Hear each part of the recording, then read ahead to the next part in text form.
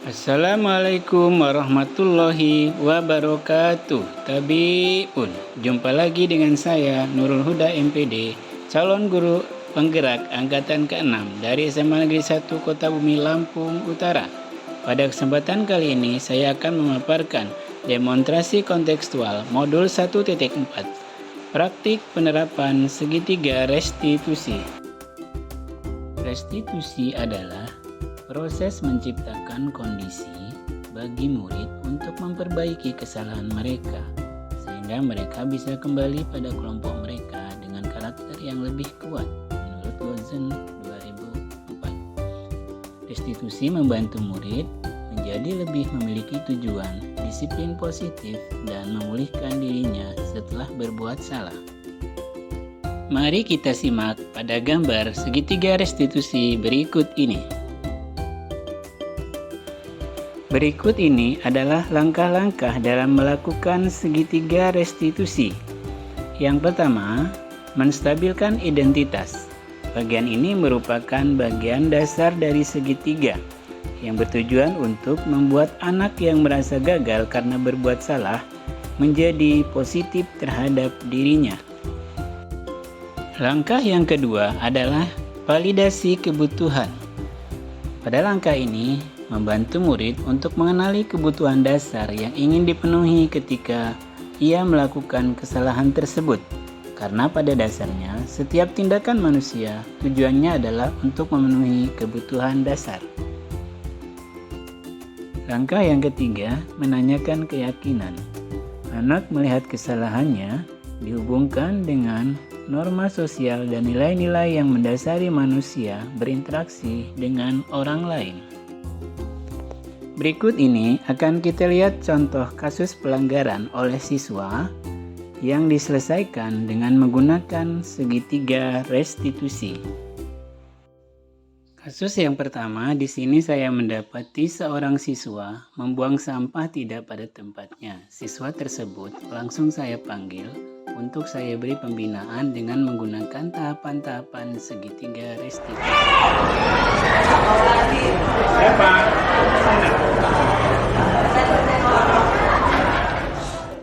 Iya Pak, ada apa Pak? Bapak manggil. Oh iya, tadi Bapak nggak sengaja lihat Bapak lewat terus buang sampah sembarangan.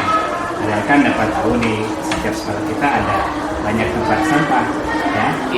Iya Pak. Tadi Bapak lagi buru-buru jadi langsung buang sampah aja, nggak tahu tempatnya. Ya, ini ya. Ya nggak apa-apa. Namanya semua orang pasti pernah berbuat kesalahan. Cuman Bapak mau tahu apa alasan kamu buang sampah sembarangan? Tadi kan saya buru-buru Pak, jadi langsung aja saya buang sampahnya Pak. Coba dapat ingat-ingat, apa keyakinan sekolah kita? Salah satunya yaitu kesepakatan tidak boleh membuang sampah sembarangan Pak. Bapak kan tahu ya, sekolah kita pernah mendapatkan penghargaan sebagai sekolah adiwiyata. Tahu nggak dapat sekolah adiwiyata itu? Iya Pak, sekolah yang diberi penghargaan karena bisa menerapkan lingkungan yang sehat. Ya, yang sehat kita syukuri terhadap lingkungannya. Oke, sekarang Bapak udah kelas berapa sekarang? Kelas 12 Pak. Kelas 12, berarti sebentar lagi akan selesai ya. Nanti kalau selesai mau jadi apa? Cita-cita Bapak? Cita-citanya sih pengen jadi dokter Pak. Oh, pengen jadi dokter, bagus ya. Nah, apapun cita-citanya, yang penting Bapak harus bertekad ya. Iya Pak. Sendiri, harus tanggung jawab, berdisiplin ya, harus melakukan hal-hal yang positif. Iya Pak. Jadi sekecil apapun itu yang dapat lakukan itu nanti akan berdampak terhadap lingkungan. Jadi terus melakukan hal-hal yang positif ya, termasuk hal-hal kecil membuang sampah ya. Iya Pak. Ya kan ciri-ciri orang sukses itu harus seperti itu ya, Iya. melakukan hal-hal yang positif. Terima kasih Pak atas motivasi dan arahannya. Ya, baik. Terima kasih ya Pak. Ya. Perasaan saya setelah Bapak Nurul Huda melakukan praktik segitiga restitusi adalah sangat terkesan. Kenapa? Karena dari kasus saya membuang sampah sembarangan, Bapak Nurul tidak memarahi saya, tetapi Bapak Nurul memberikan motivasi, arahan, serta bimbingan kepada saya untuk tidak melakukan hal tersebut. Terima kasih Bapak Nurul Huda. Pada kasus kedua ini, seorang siswa terlambat masuk kelas setelah jam istirahat.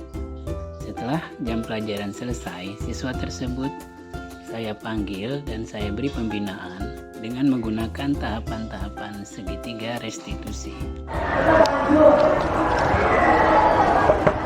Misi. Masuk.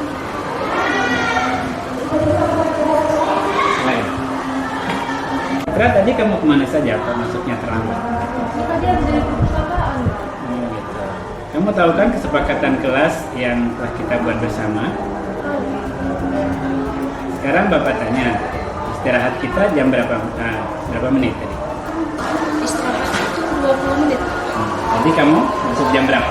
Masuk jam 10.30. Jadi berarti sudah telat berapa menit? Telat sekitar 10 menit. Kalau berarti seperti itu kamu sudah melanggar kesepakatan kelas kita. Ya. Salah tidak kamu kalau seperti itu? Salah. Jadi perlu diingat ya, semua orang pasti pernah melakukan kesalahan. Nah, Bapak juga pernah melakukan kesalahan ya. Nah, Bapak di sini tidak mencari siapa yang benar, siapa yang salah. Yang perlu diingat bahwa semua kesalahan itu selalu ada jalan keluarnya. Nah, sekarang Bapak tanya, tadi kamu telat itu alasannya apa? Jadi tadi di perpustakaan ada novel yang sudah saya tunggu-tunggu, Pak. Jadi jadi karena saya terlalu asik membaca hingga saya tidak mendengar bahwa bel masuk kelas itu sudah berbunyi. Sekarang coba kamu ingat-ingat lagi ya.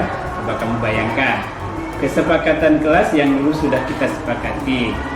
Kelas yang ideal itu kelas yang seperti apa salah satunya? Nah, itu kita harus Menaati kesepakatan yang sudah dibuat. disiplin. Salah satunya adalah Disiplin. kemudian jadi salah satu ciri orang yang sukses itu mulai dari kedisiplinan ya, tepat waktu, kemudian jujur, mandiri, dan juga bertanggung jawab ya. Jadi tidak instan, tapi ada prosesnya ya. Oke, kalau begitu Bapak percaya ya, kamu pasti bisa merubah diri menjadi lebih baik, lebih disiplin, dan lebih bertanggung jawab ya. Terima kasih Bapak sudah menasihati kita untuk disiplin, bertanggung jawab, dan menghargai waktu. Insya Allah kedepannya saya akan lebih menghargai waktu lagi. Terima kasih Bapak. Perasaan saya setelah Bapak Nurul melakukan praktik segitiga restitusi pada kasus saya yang melanggar disiplin waktu ialah rasa terkesan kepada Bapak Nurul yang tidak memarahi atau menghukum saya saat saya melanggar peraturan yang telah ia perbuat. Tetapi justru ia menasihati, mengarahkan, dan mencari jalan keluar dari masalah yang telah saya perbuat. Saya senang Bapak Nurul sudah mengingatkan saya untuk disiplin, bertanggung jawab, dan menghargai waktu. Insya Allah saya akan menjadi pribadi yang lebih baik ke depannya. Terima kasih Bapak Nurul sudah membimbing kami. Demikianlah praktik penerapan segitiga restitusi yang sudah saya lakukan untuk membina siswa-siswa saya yang melakukan pelanggaran. Semoga bisa menjadi inspirasi bagi guru hebat semua. Terima kasih. Wassalamualaikum warahmatullahi wabarakatuh.